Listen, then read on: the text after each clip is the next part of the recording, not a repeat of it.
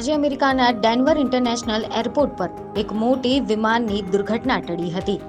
જ્યાં અમેરિકન એરલાઇન્સની flight 3023 Boeing 737 Max 8ના ટાયરમાં ટેકનિકલ ખામીના કારણે તેને ટેક ઓફ રોકવું પડ્યું હતું, જેના પગલે વિમાનના પાછળના ભાગમાં આગ લાગી અને ધુમાડો નીકળવા લાગ્યો હતો.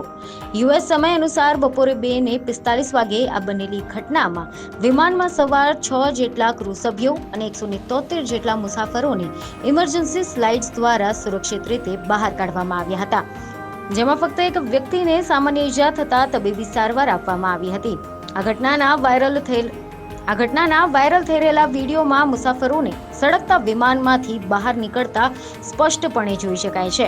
જ્યારે ફેડરલ એવિએશન એડમિનિસ્ટ્રેશન અને એરલાઇન્સે આ મામલે તપાસ શરૂ કરી દીધી છે અને વિમાનને સેવામાંથી દૂર કરવામાં આવ્યું છે.